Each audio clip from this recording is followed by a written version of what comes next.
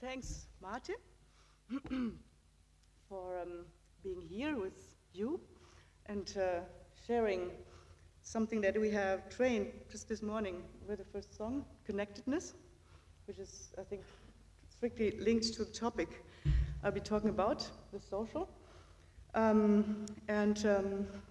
So I just need to move this on now. That's me.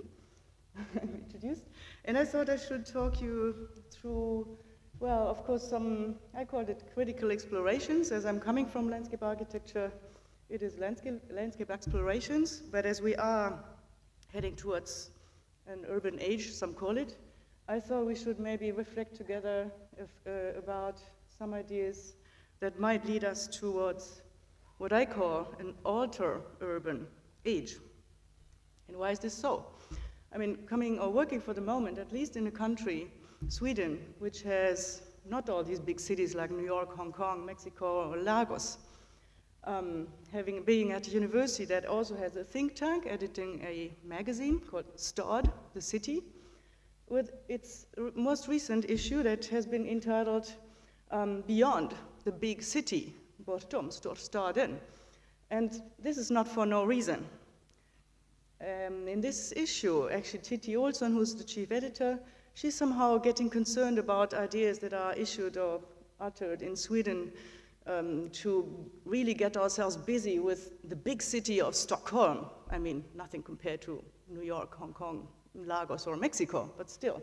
We should think of only Stockholm being in 2050 hosting 5 million people and the rest of the country, or this expanse of land, what is that good for? Should forget about it. So Titti thinks this is slightly heading towards a wrong direction, and probably this is a thought you could share here. Because when Martin came and talked to me about this conference entitled The Small Urban, I thought, well, you might have the same concerns as we have in Sweden. And that's why Titti organized a big dossier in this issue of Stad called Urbanization 2.0, and inviting, so doing somehow to maybe rethink what we call the urban.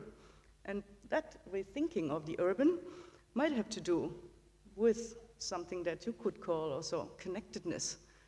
Connect the big expanses of land, not leave them only to the trees, as some would like to see it in Sweden, but accept them as places of living for people and maybe living in an urban way, even if it is not looking anything or functioning anything like New York, Mexico, Hong Kong, or Lagos.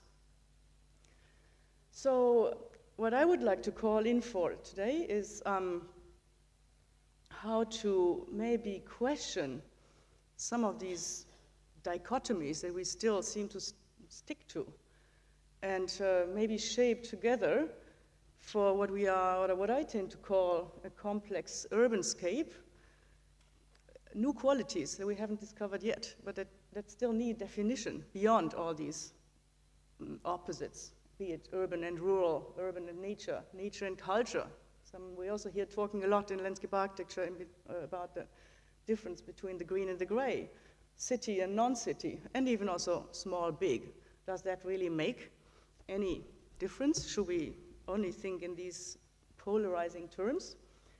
And it's here that I would like to bring to you a theoretical text by an author who's coming from critical urban theory, he says himself, Neil Brenner, PH.D. Harvard. And he somehow thinks that time is maybe ripe for a larger vision of the urban, encompassing much more than the city as we had defined it before. The city as something big or something densely built up, or always built up in the same way. He thinks, and I tend to agree, that today's complex urban landscapes still need this qualification of other definitions, and that maybe time is ripe to reimagine the urban question along discussions about the relationship between the built up and the not built up as one complex urbanization-induced landscape system. So he says also that contemporary researchers like Ricky Burdett of the London School of Economics qualify today's epoch as the urban age. However, this classification relies on a rather simplistic idea of a linear transition from the rural to the urban, which would reduce the process of urbanization to a purely demographic issue, to people moving from one to another static spatial container. And these containers are apparently assumed to be fixed in their nature, as if insulated from the transformative processes which they merely host, without being structurally affected by them. Brenner argues that the global process of urbanization can of course be understood in an agglomeration-centric way, leaving out of sight then, and out of consideration, whatever does not fit the idea of urban agglomerations, up to the vast zones of this planet which are exploited and operationalized to support a generalized mode of urban life. But to the opposite, this process in his eyes can also be understood as a more planetary urbanism, opening up our view beyond the administrative, built or visible boundaries of what we still call city today, to the many forms of constructed landscapes in support or complement of those cities, and including what we do not yet call city, maybe, or what we would never have expected to be part of a city.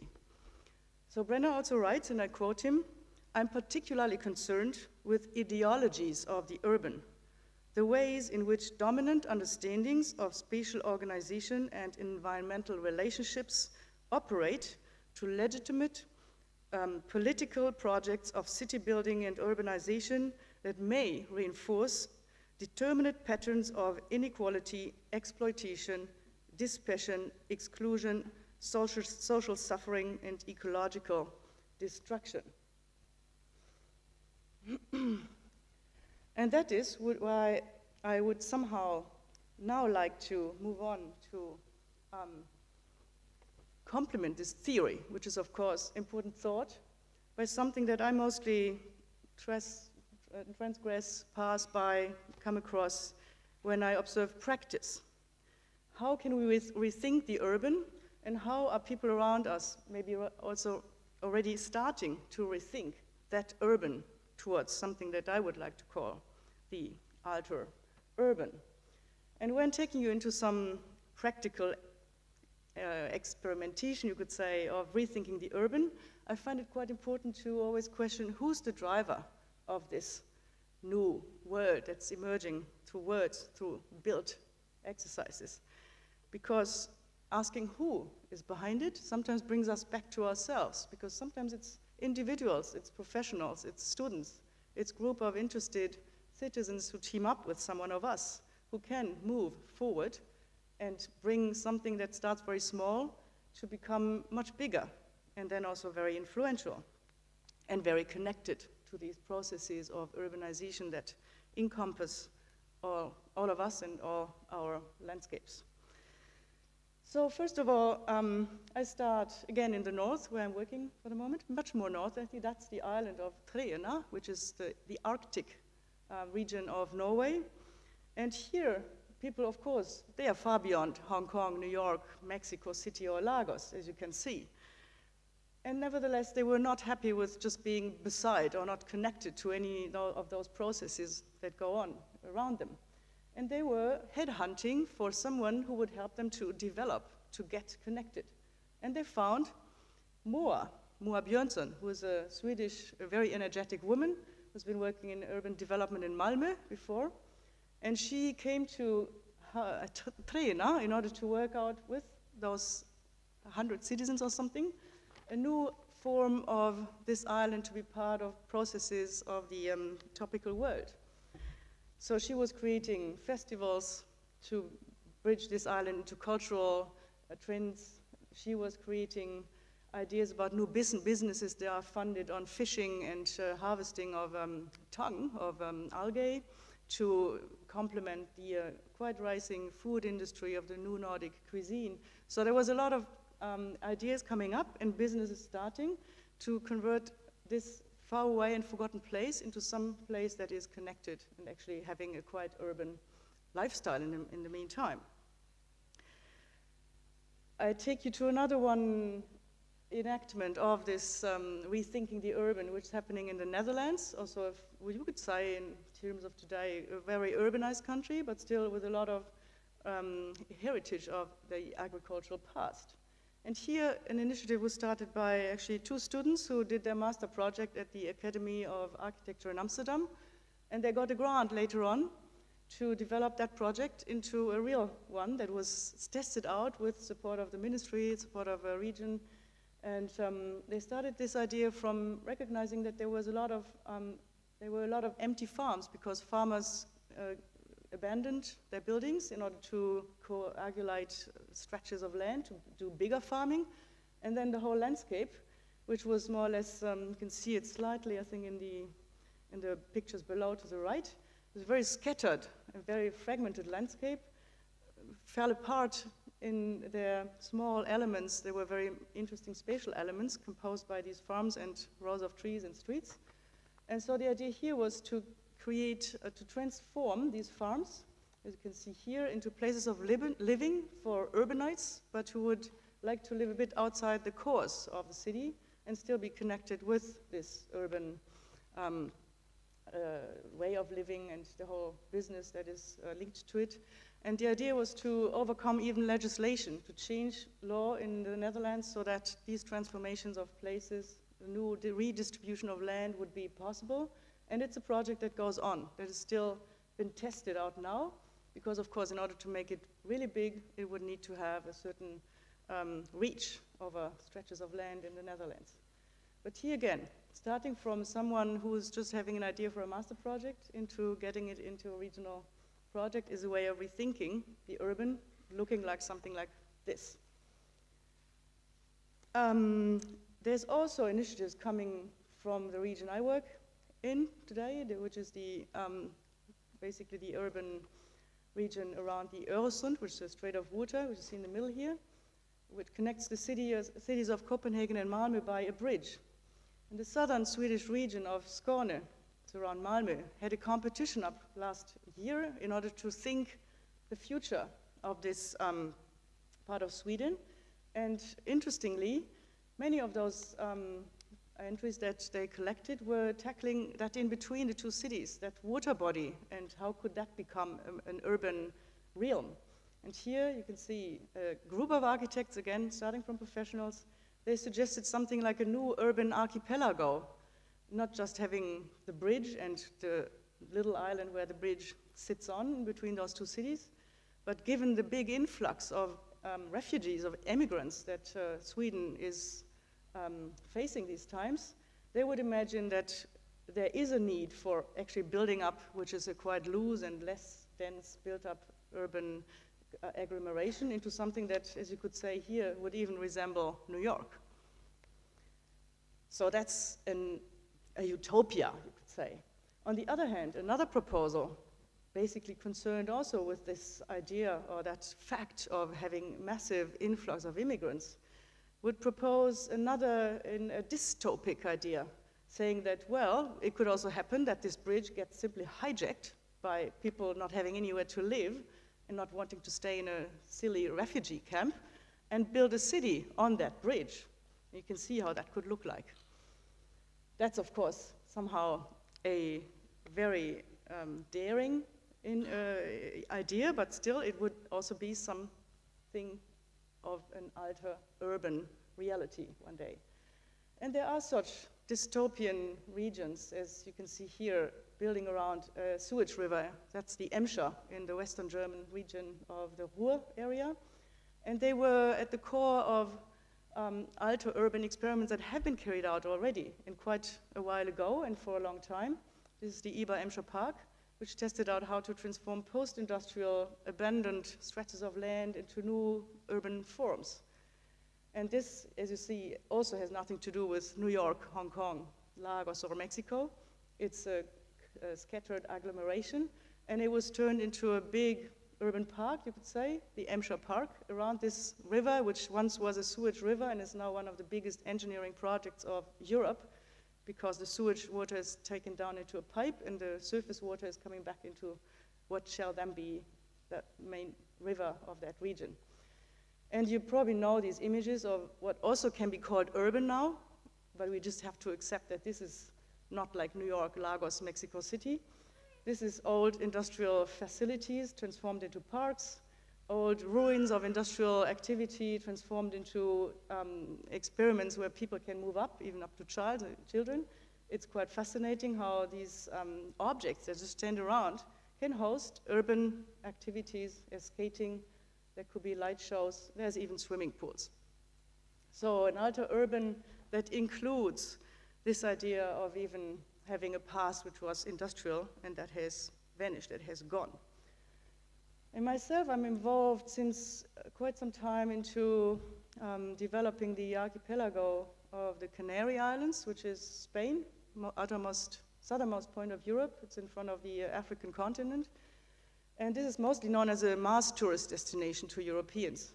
But in fact, it is also, for me, an archipelagic urbanization that is very much tied, so connected, maybe in the way we've had it this morning, to the elements. So it's an archipelago sitting on the surface of the water, under the skies, a lot of clouds, and it's volcanic, so it comes from a very deep activity of the earth from under the ground. And that's something you see if you are riding through these urban areas, as here, Mount Teide, volcano, on the motorway, it's mostly skies, again, clouds, and again, that's a scattered urbanization that also moves up into something we still call maybe rural today. And it's this mass tourist destination that one of our colleagues in Europe, Gilles Clément, French landscape architect, was closely observing, and I came to work with him on that island. And he compared it sometimes, well, what's the difference in between humans and other mammals?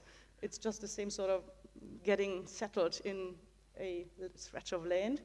And he somehow loses sometimes or finds himself free to think further, to maybe represent the island, the world landscape, even as something imaginary. You can see you get wings, you can fly, you can imagine something else. And he would even imagine the whole map of the world as something else, coming to even turning it upside down. And you see that in the representation Clément proposes, New Zealand is actually not down under, but it's on the top. And that's an interesting thought. Sometimes it frees ideas of if you turn things around, you can imagine something different, something alter, urban. So my invitation is these days also to sometimes go, as it's said here in French, go beyond the pure information, go beyond and dive into the depths of our thought and of our landscapes. And that's maybe where you find much more interesting answers than only following mainstream. So I wonder, in general also, if we should also stick to these reactions to where we come from. If we have been coming out of a modern age, do we always necessarily need to classify us now postmodern or post-industrial? If we don't accept the urban, do we have to call ourselves post-urban?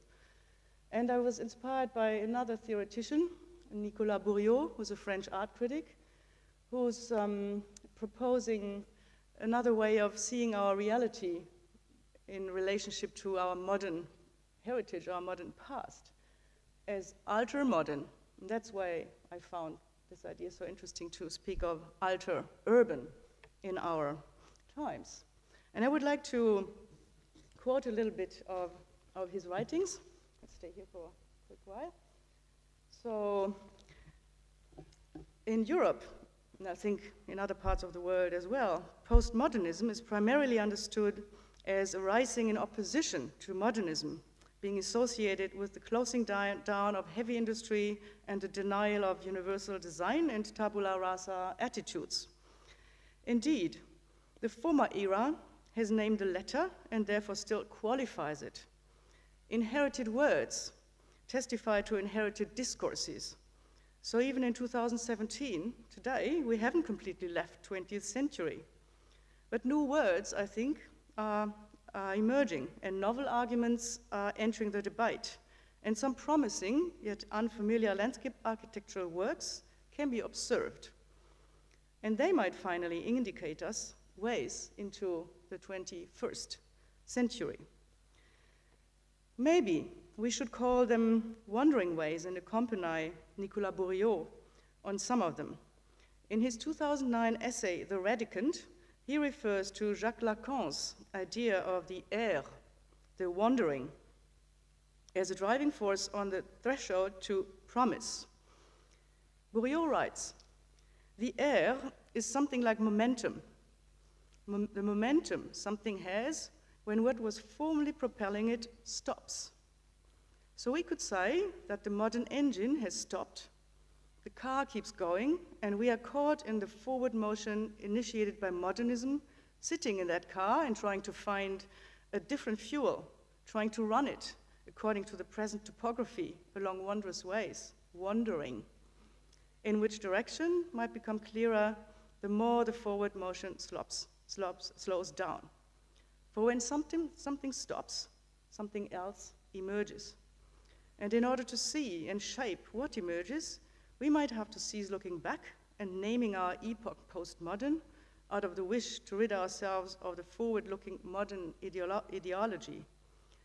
Only then will we be able to acknowledge and become involved with where we live now, in this present moment, in a globalized world. Globalization is a phenomenon that since the collapse of the communist bloc in '89 has embraced all of the world's societies. Going beyond familiar studies of globalization from social, economic, and political points of view, Nicolas Bourriaud takes a fresh look at the aesthetics of globalization, surveying contemporary works of art and globalization and how globalization impacts the life of form. His new vocabulary, elaborated from close analysis of works of art, also proves, I think, extremely helpful for identifying and qualifying works of landscape architecture that deviate from the trajectory of the rundown engine and engage with new driving forces. So I quite like the metaphor that Bourriaud introduces as a pragmatic alternative, and I read it with you. To remain within the vocabulary of the vegetable realm, one might say that the individual of these early years of the 21st century resembles those plants that do not depend on a single root for their growth, but advance in all directions on whatever surfaces present themselves by touching multiple hooks to them, as ivy does. Ivy belongs to the botanical family of the radicants, which develop their roots as they advance, unlike the radicals, whose development is determined by their being anchored in a particular soil. Close the quote. So immigrants, exiles, tourists, commuters, urban wanderers seem to Bourriaud to be the dominant figures of the globalized world. And radicant is the name he gives to their way of anchoring and translating themselves into the spaces they happen to enter. They have their roots somewhere, these are the first ones, and then they need to settle elsewhere. So they grow secondary roots, which adapt to the soil they find in the places they happen to arrive. Radicants are in a constant dialogue and in constant motion. They are caught between the need for a connection with their environment and the forces of uprooting, between globalization and singularity, between identity and the opening to the other. And within this shifting field of sand, you could say, nothing is determined and everything is negotiable. And that is somehow what I think is probably the most important driving force of today for us as professionals also, that we can negotiate, so that we can become somehow radicant individuals who might stretch out roots to elsewhere to somehow find out where this ultra-urban is possible to enact, to build, to argue for, and where we can get started. So what I have in the second part of my lecture is a collection of projects that stem mostly from the series of books I have been editing so far with colleagues from all over Europe, Landscape Architecture Europe. And from chapters that have quite some telling titles, like co-creation or curation, that indicate that ways in which landscape architects today negotiate jobs they haven't had before, negotiate a profile that they are still in view of developing. And we also reach out with another magazine to the international realm, Scape, which combines urbanism and landscape architecture, which goes beyond Europe. And also here, we sometimes have dossiers, as you can see to the bottom right. We find it interesting what people do themselves, for example, in building something that nobody had commissioned to them. So all this is part of that negotiation that I find interesting, and that might lead us to alter urbanities, you could say. So I would like to start with a set of 3 projects that I have entitled, not necessarily how landscape architects built the alter urban, but how they enact it. Because sometimes you have to do very little physically if you just enact and you create new realities in people's minds. So this first project is one, again, from Norway, not the very Arctic Norway. It's Telemarken in the south of Norway, where actually a quite interesting lake was, well, inhabited by people who wanted to give it a new presence. And these people called in landscape architects and anthropologists. So again, there was a start from the profession in order to find out how to enact the reality, or what they think is the reality of this lake, which is to host a monster like Loch Ness. So that monster of all the centuries had been observed here and there, and it could be mapped in which locations exactly it was appearing. But how does that fit in any way in urban life of today, to have a monster in a lake and make it apparent? So these people were trying to get these narratives, as it says in the title, out of the landscape, but also again into the landscape, called in a group of students from landscape and theater in order to build small installations at these places where the monster had been spotted over centuries. So you have a fishing point, you have a sauna, you have a viewing point, you have even markers somewhere in the landscape where you could connect your mobile phone to a website where the narrative of that monster could be retraced. And altogether, they didn't change much. The lake is a lake, but everyone who had been coming across that narrative, across that legend, would maybe one day see the monster, him or herself. And that is also part of a cultural engagement, a connectedness, both to that urban life world that has apps and websites, and also these sort of physical landscapes. So another enactment of a new urbanity, and also of maybe what we could call the sustainable city. It's a term that's appearing everywhere. Has been an initiative in the south of Europe, in Marseille, which was cultural capital in 2013. And here on an old abandoned harbor terrain, a group of people, again around 2 designers basically, and then some students of the local architecture school, they got permission to build up a sustainable model city for the time of that cultural capital summer. They called it Yes We Camp, and that was at the time where you had Obama saying yes we can, and the Plaza del Sol in Madrid opposing against economic restrictions, and also said yes we camp. Here another campsite was enacted for a little time of duration with whatever you need in a sustainable city, from phytoremediation showers to modular housing that can be dismantled, to community spaces, and quite a lot of connectedness in terms of being able to host visitors of the cultural capital who could, instead of going to a hotel, going to this campsite. That project is situated, you can see here the black dot, in Marseille, and it was part also of a larger project, which is that red line, which is a hiking trail that was enacted, again, just for the cultural capital, but it remains. It's there until today. You can go through it. And that project, again, was driven by one publisher and a group of hiking artists who thought that not necessarily should we always have in France these chemins de grande randonnée, which are big hiking trails across the natural beauties of the country. Why not in the urban areas? Why shouldn't we bring to the eyes of everybody an urban beauty that's not necessarily recognized as such one. So that hiking trail takes you to there. It's not physically anything else than the markers on trees or poles, and it would, over the time of the cultural capital and even now, attract people to hike through Marseille and its landscapes that are very scattered. They are very a particular form of urbanity and admirable, and of course train the younger ones.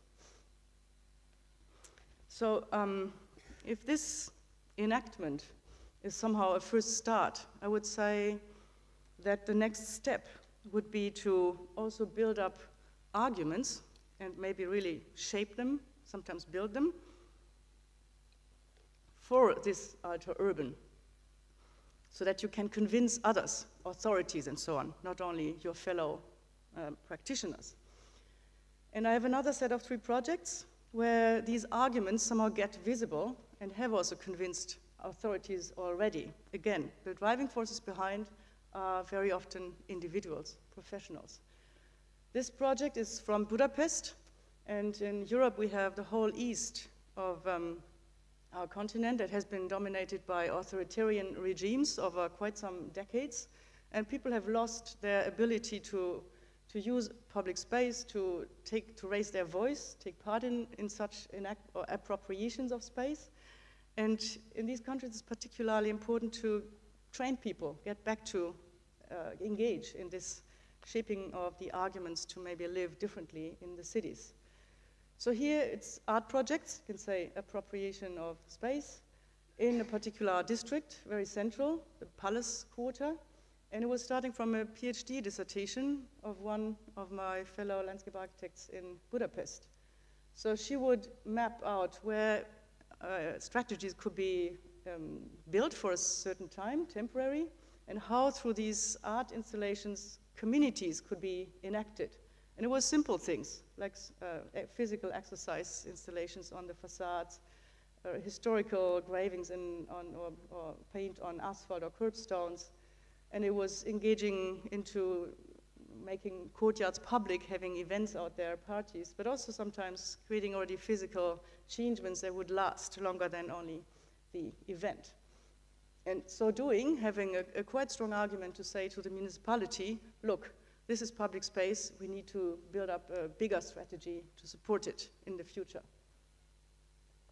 Another shaping of arguments for the ultra-urban was this old harbour site, chemical industry previously in Denmark, Fredericia, where again a professional, the landscape firm of SLA, got the commission, actually this time by a developer, to instate a temporary park on that ground in order to make the population recognize that this is not a chemical polluted area any longer, but it will host a new urban district in the time to come. The master plan was already drawn.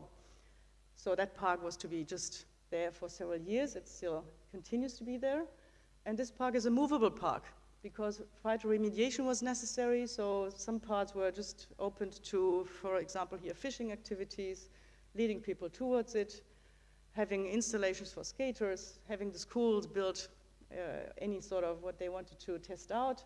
And on the other hand, they tried to bring vegetation in, but it was temporary. It should be movable, and everything should be dynamic, should be removable, even these little hills that would sometimes move from one place to the other according to phytoremediation being planted here or there. And to also find an aesthetic language for this argument of, well, here's something else coming. The landscape architects invented or said, we don't play it as if that is a grass that lasts forever. That meadow is temporary, just show the geotextile. And that, of course, is a particular aesthetics that is shaped here, too, in order to maybe make people understand that any urban today is much more dynamic than static. And the third argument, which I think is an interesting example of starting out the ultra-urban, is coming from Rome. That's a relatively big city already, but still with a very small intervention. And as you know, the south of Europe has undergone quite a crisis, and public authorities are not necessarily coming up with instating public spaces, and maintaining or building parks. So here, again, a research team of the university, Roma Tre, was engaging with inhabitants of a district to, in one summer, hands-on, build that embryo of a park that would then be the argument to claim from that district government, here, we made a start, please take over and go on, we need it. So here they built, you can see the area, it's a high-rise, I mean, big blocks of the 60s, and terrain that slopes, so there was a stair necessary in order to get access to the lower lying parts of this, what you could call an abandoned urban or green urban space. It was necessary to build on some meeting points, a kiosk for having a cup of coffee. You see how that stair takes shape, that big, they called it the dragon, was installed there, and a lot of smaller places were created in order to gather people and having an approach just to something that would then one day not stay as it is, but just deliver the arguments to start and to go on, keep going with it. Yeah, the third group of projects I find interesting to bring to you from Europe is what I would term really building the alter urban experiment. So here, this is much more physical stuff involved. And still, it's mostly starting from in a single initiative and quite some clever minds who just figure out something else. The first example is Amsterdam, relatively big city in Europe, but it's a small district, a bit abandoned on the northern shores, where on a derelict plot of harbor industry, Steven Delva, who's a landscape architect, had the idea to give people housing, just create a new district, because housing is short, it's very expensive in Amsterdam, and many of the young families don't find where to dwell. So Steven was collecting old houseboats. You can see on the picture. So that's waste. So he was collecting waste to let it, be transported there, just as a big dump of old, unused houseboats. And he composed them into a community, not only of housing, then there were also coming schools and like daycare, a cafe, co-working spaces, and so on. So he teamed up with groups of people who didn't find housing and who wanted to engage in this experiment. And it has been going on for a while now. That's how it looks like. And I think that's quite a massive building process, but it is providing an example of a co-created and self-initiated living district in the middle of northern Amsterdam. The second example comes from Berlin. Also quite a big city for European dimensions, but in that big city, there's a big void also, which is an old airport, Tempelhof, that the city, of course, saw an opportunity to sell it at best cost to any sort of developers to build it up and make big profit. But it was taking its time to get legalized and so on. And so in the meantime, again, a landscape architecture office, Raumlabor from Berlin, took over and gathered people who were starting to just appropriate this big expanse for leisure activities, get them into a group, and start to program that space and make first interventions also physically. So here's the plan. You see that this is a moving plan. It's always played out with people like in a game, in workshops. And that's what it has become. So it's pretty much an active space in the meantime, up to the moment where people claimed to want a referendum of what's the future of that space. And it came out, it shouldn't be built up as the city wanted it to be built up. So for the moment, this is in a pending state. It's still open, it's still programmed, and it's potentially coming into a different future than it was wanted first.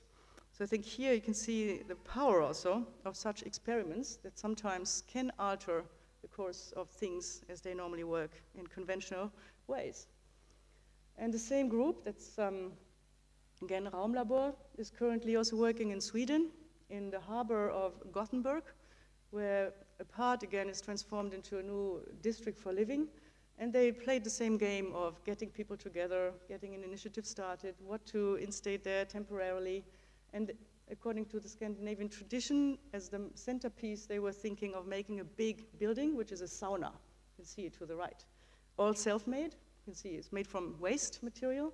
It's made with people who wanted to enact and live in this old harbor space before any of the new master planning activities would start. And to the moment, it is still also an impending state of how much would this now programmed space, co-created by people, how would that infect or maybe alter all master planning activities that are up?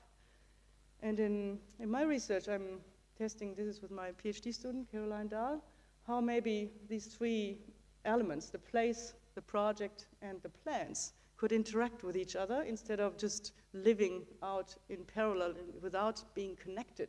How can history maybe inflect ideas about a project? How can temporary projects then be brought into a classical master planning process? Can we make these boundaries more porous? Can we have a more flexible and more evolutionary way of urban planning, maybe starting from these first experiments of the alter urban? And to close, the last three projects, if I may, would take you into the Netherlands. They have just edited a new book, their yearbook of landscape architecture and urbanism, with a chapter which is called Het Nieuwe Werken, which would mean the new way of working. And I think in the Netherlands, they have come towards a next level of negotiation, maybe already, as to have projects that really have influenced the course of things. As this one, which is called the Zoo City in Amsterdam. It's an old 60s business district, completely run down, abandoned, nobody wanted to go there. And a single architect, Saskia Beer, took the initiative, made it into a co-working space, had some social media app, created communities, installed artworks in public space, and made this city into one, or this district into one where the developers now want to be, where the municipality created a new plan. So this, for me, is somehow a success of such an approach. Likewise, again, the same Steven Delva had started to make a study which was financed by some sort of art funding to investigate about Bijksloterham, which is a district of Amsterdam, more towards the harbour, a lot of industrial or manufacturing industry, and to see if they could come together to create a circular economy, a next economy. And he was actually able, through gathering facts and figures, through proposing how these flows of different materials of energy could be weaved in together, to gather a community even of companies who now support the development of that district into a different way of making city. And the last one, which takes us to quite a big scale, is again the idea of a single landscape architect, Dirk Simons, from the HNS office in the Netherlands, who was invited and got funding from, first of all, only just a biennial of architecture in Rotterdam, to test out a new idea for how to generate energy for the North Sea countries other than from fossil fuel, because now it's all running on oil platforms in the North Sea. And he was inventing a way of, couldn't we transform all this into wind energy, offshore wind energy, pipelines to the harbors all around the North Sea. And he got quite a response from, and funding in the meantime, from all these big energy providers that are interesting to transform their energy provision into non-fossil resources, and by the state of the Netherlands, who has this as a project now and drives it further. So here we end up finally in realms which are really big and not small, but still started from small and from thinking out of the box. And to conclude, I would like to quote the jury of this Dutch yearbook, of which the last three projects were taken, who say that there's probably, they observe a new generation of designers who are increasingly expected to come up with innovative approaches and solutions that break with deeply ingrained ways of thinking and working, that have their roots in the modern and postmodern era, and mainly also before the economic crisis. So this for them is past. Designers of today need to overcome this way of thinking, the urban also. They also say the demands are considerable because planners and landscape architects of today must then have strategic insight. They must have an eye for related disciplines, not only wanting to work alone. They must have knowledge on investment mechanisms and all these things, the ability to forge alliances, and a very strong feel also for politics. That takes us into the next session already.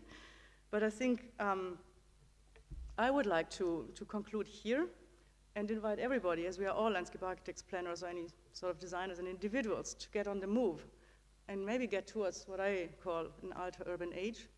And I think what I could get out from this morning's song actually was a lot of energy.